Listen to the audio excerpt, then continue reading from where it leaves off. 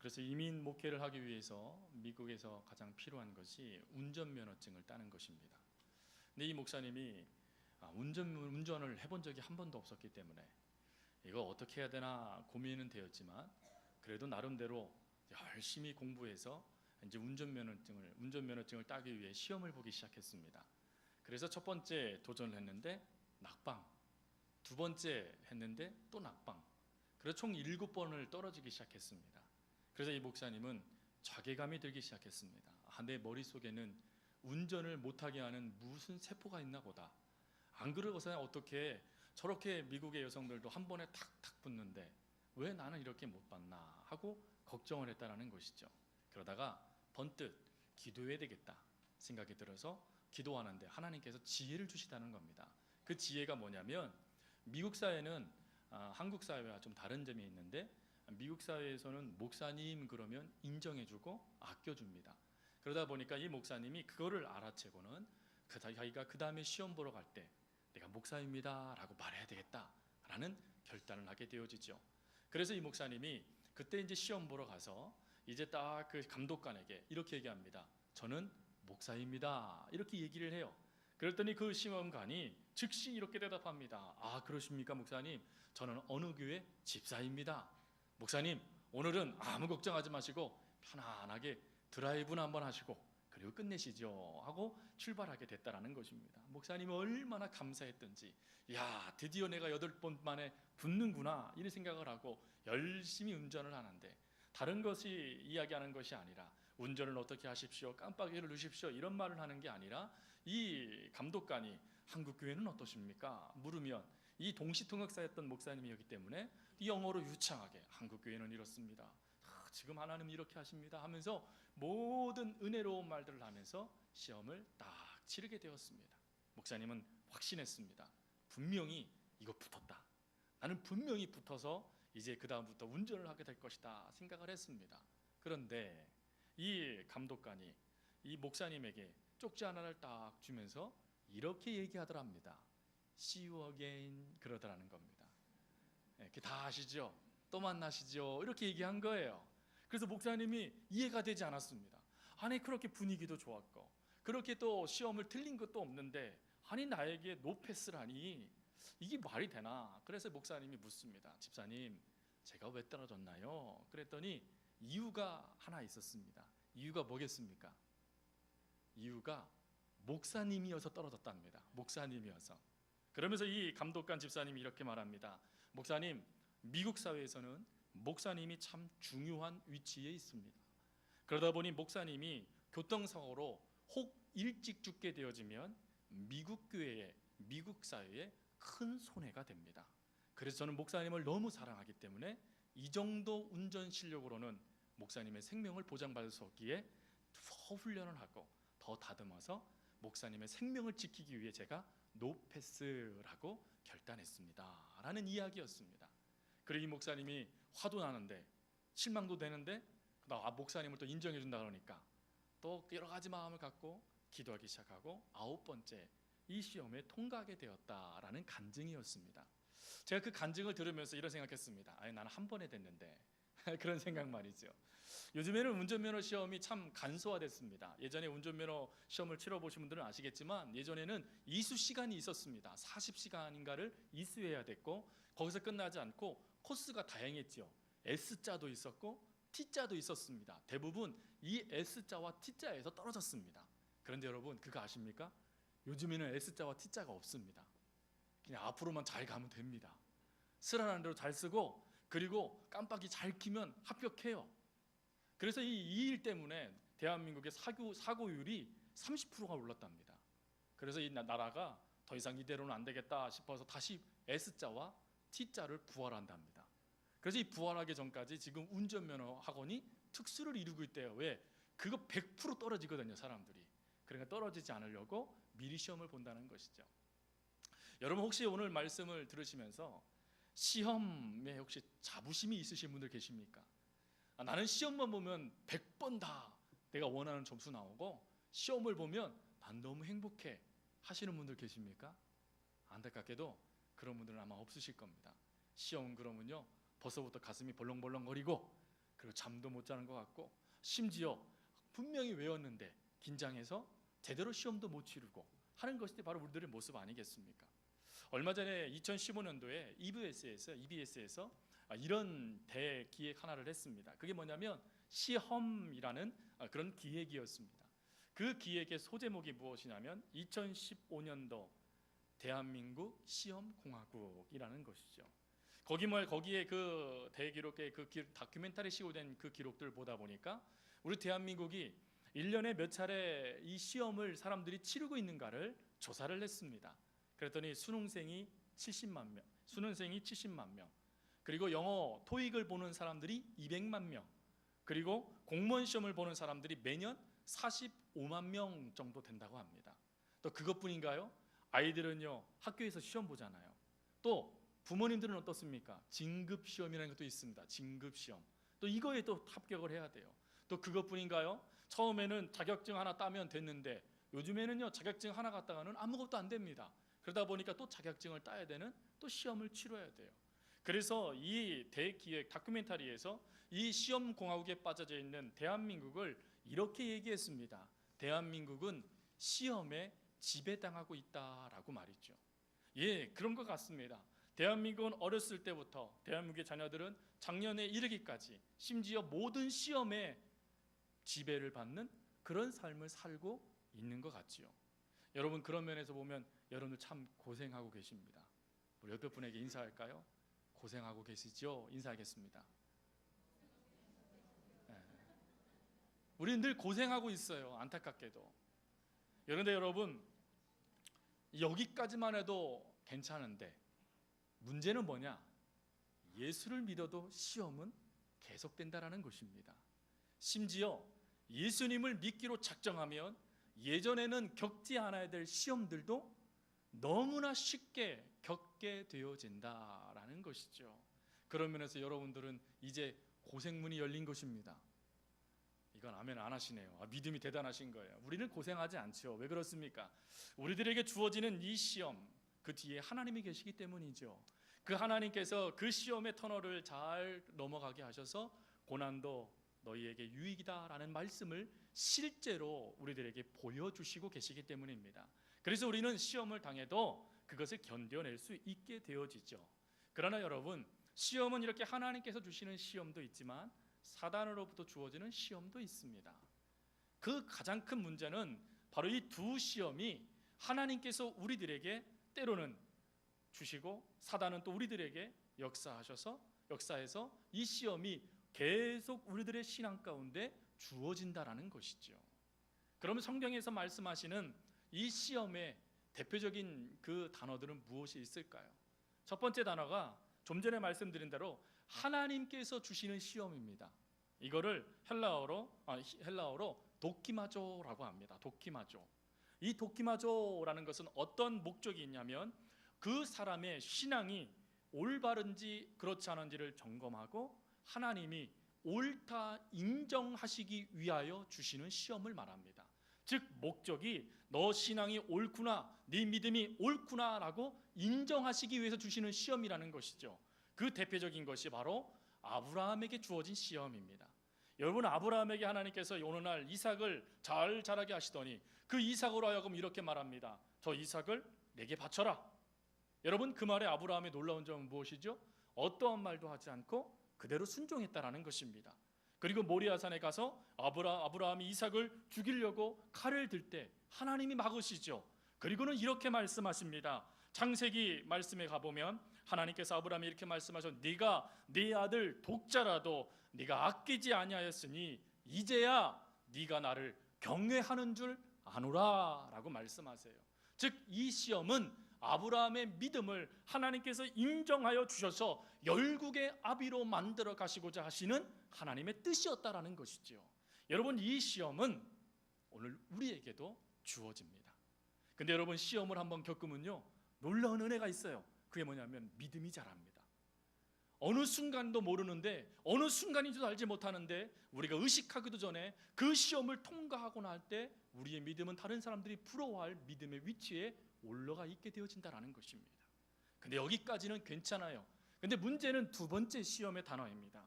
그 시험의 단어가 페이라조라는 단어입니다. 이 페이라조라는 이 단어는 어디에 쓰여지는 단어냐면 감찰하다, 간파하다, 수색하다, 시도하다라는 뜻의 단어에 스스로 쓰여지는데 이 주체가 누구냐면 사단입니다.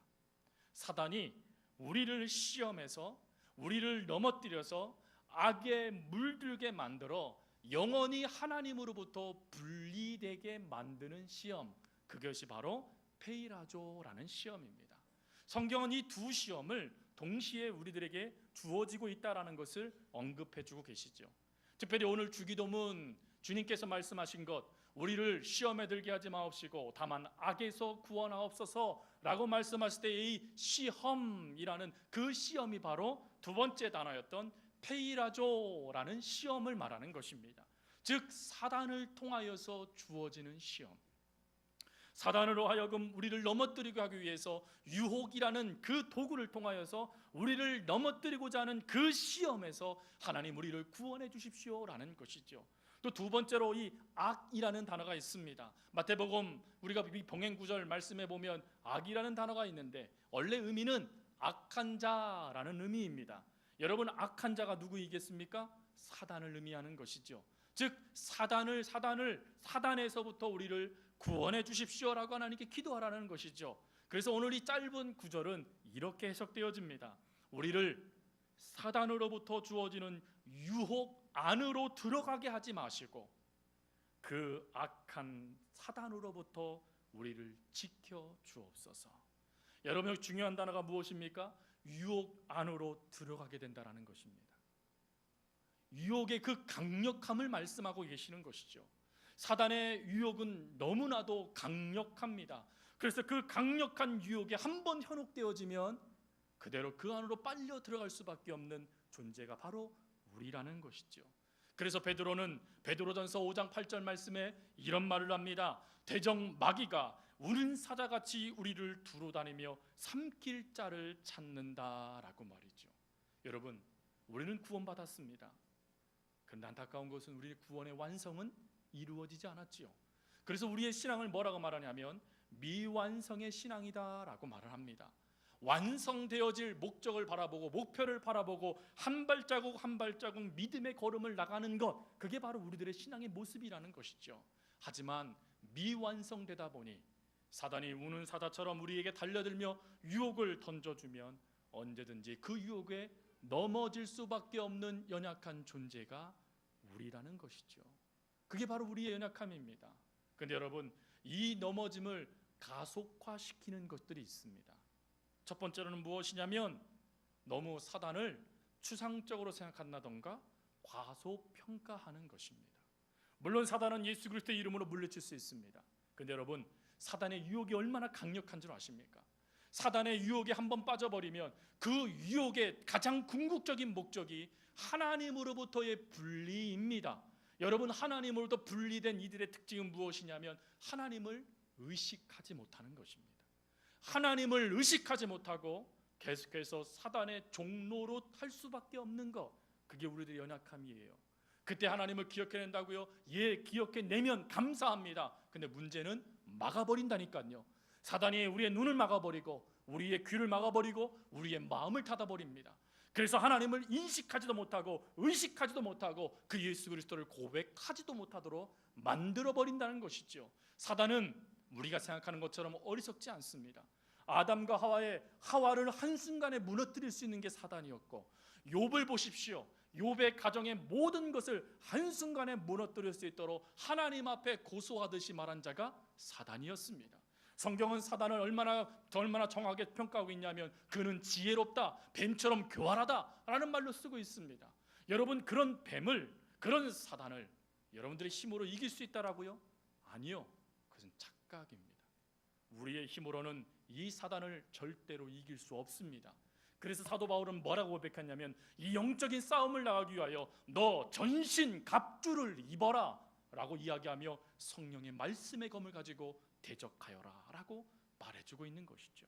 사단, 우리가 생각하는 것처럼 호락호락한 존재가 아닙니다. 두 번째 이유가 있습니다. 우리의 이 이 유혹 가운데 넘어짐을 가속화시키는 두 번째가 무엇이냐면 우리의 반응입니다. 특별히 우리 속에 있는 욕심이라는 것이죠. 여러분, 사단이 옆에서 막 이야기해도 우리가 그거에 별 반응 보이지 않고 가만히 있으면 너는 떠들어라, 나는 그래도 예수만 믿겠다 그러면 사단이 계속 떠들까요? 떠들다가 지쳐서 갈까요?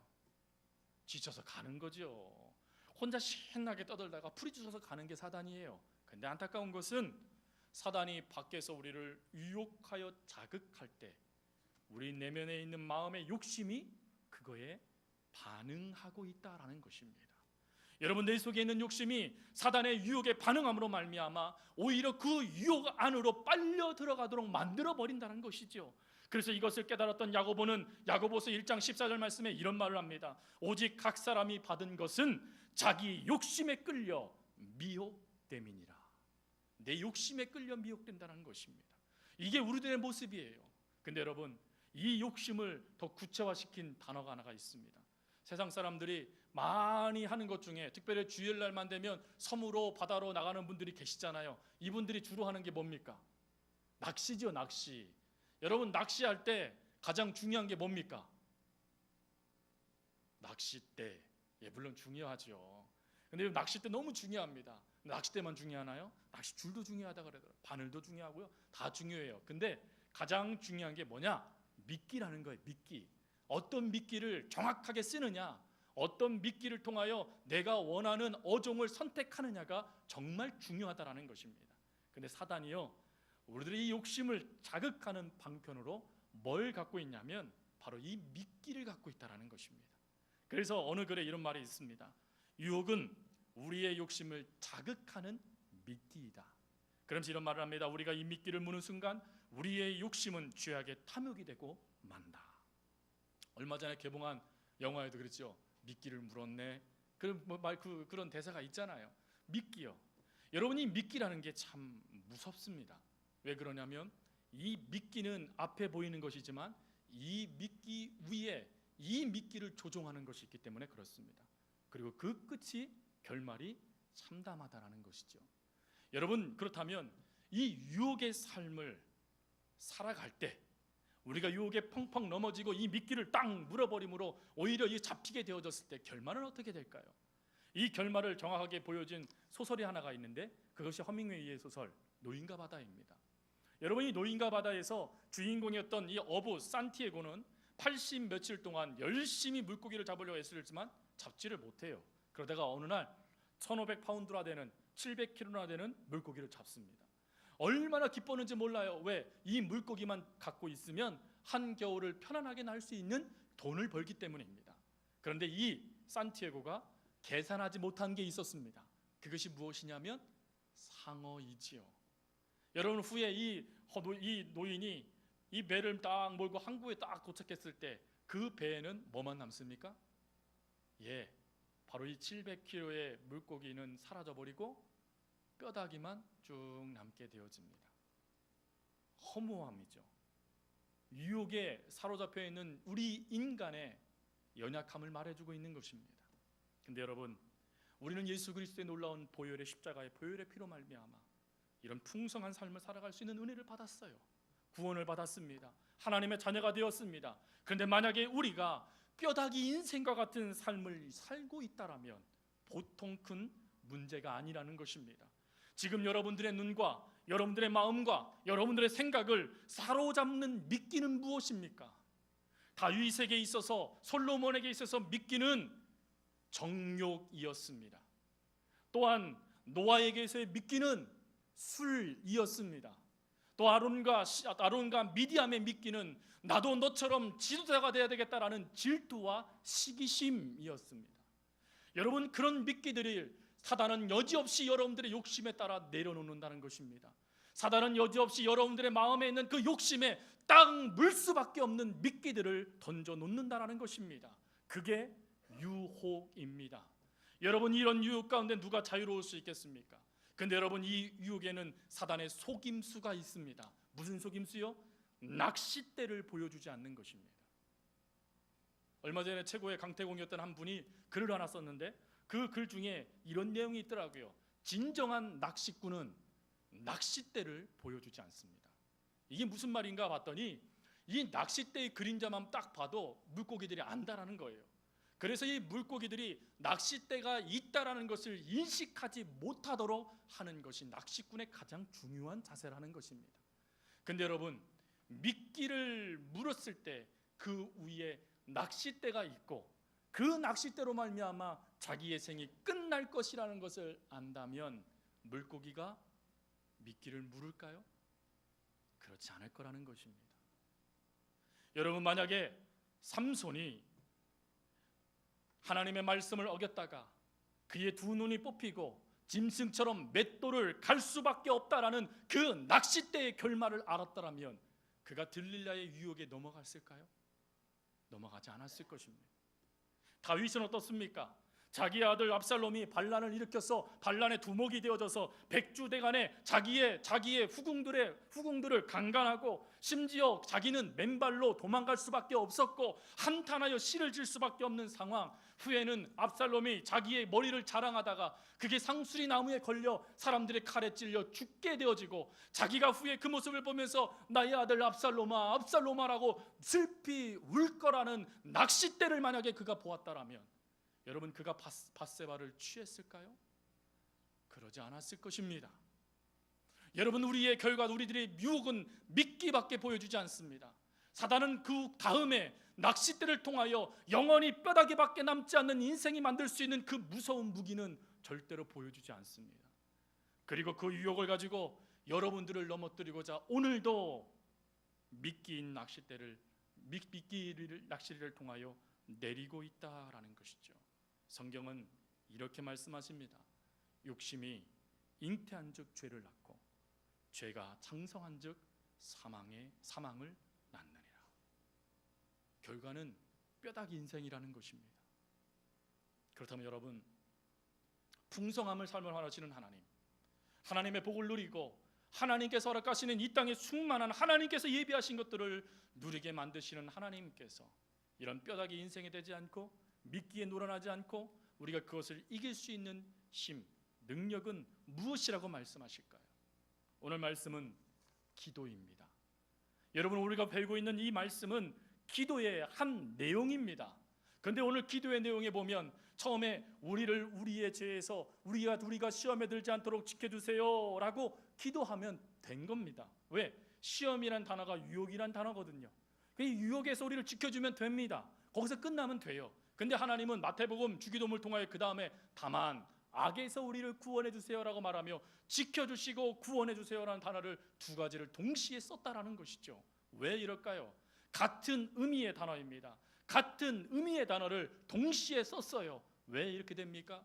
보통 성경에서 두 번, 세 번 반복되어지면 그때마다 우리가 느끼는 것이 무엇입니까? 아, 이거 강조하는 거구나 라고 느껴집니다.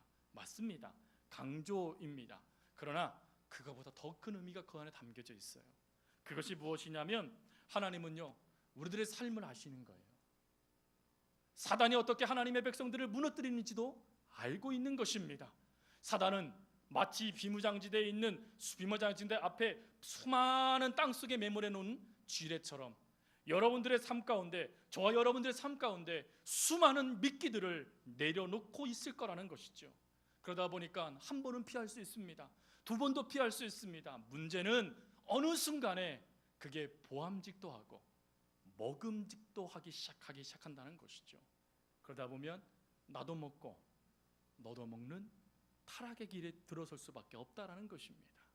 그래서 주님께서 말씀하신 이 두 번 반복한 기도는 무엇입니까? 너희는 유혹에 넘어질 수밖에 없는 연약한 존재란다.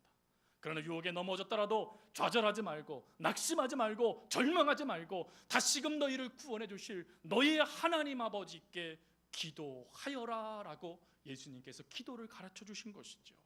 여러분, 기도할 수 있길 바랍니다. 유혹에 넘어졌다라고, 유혹에 쓰러졌다라고 좌절하지 마세요. 내가 한 번 넘어질 수 있고 두 번 넘어질 수 있습니다. 아니, 100번, 1000번 넘어질 수 있습니다. 그래도 그 모습 가운데 하나님께 기도하십시오. 하나님, 내 힘으로는 이 미끼조차도 내가 피할 길이 없어요.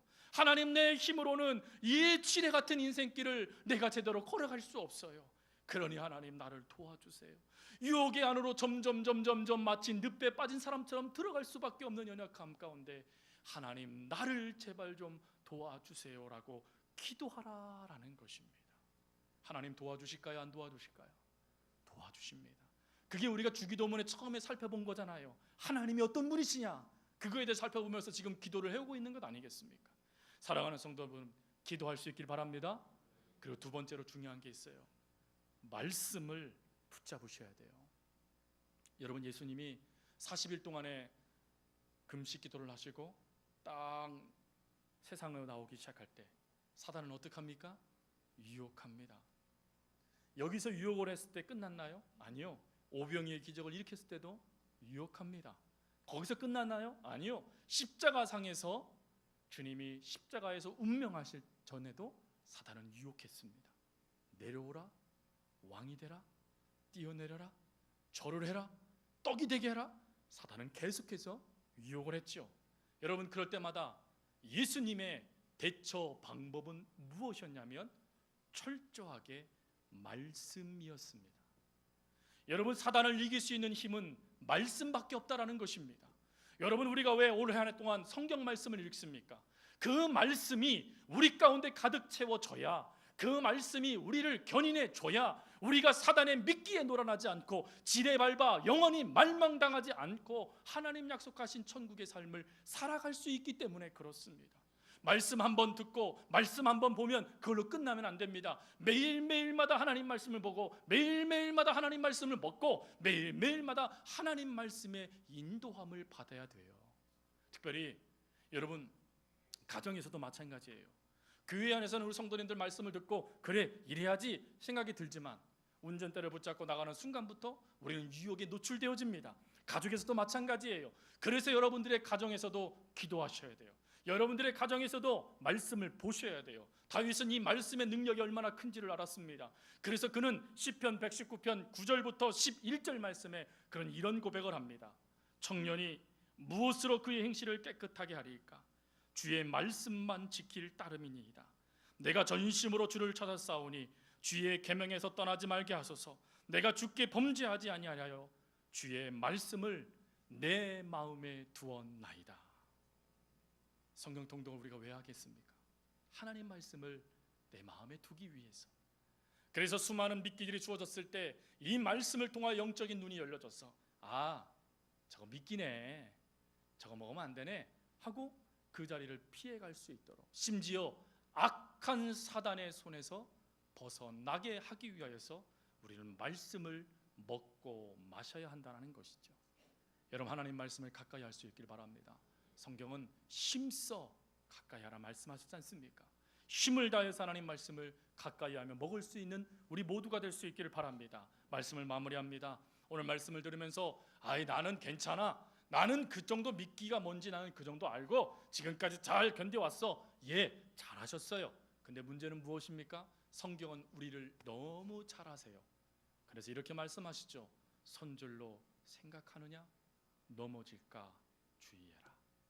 우리는 넘어질 수밖에 없다라는 것입니다. 여러분, 넘어질 때 너 지금까지 잘 견뎌온 이것이 한순간에 무너지는 고통이 여러분들에게 주어질 때 오늘 이 기도문을 기억해 내십시오.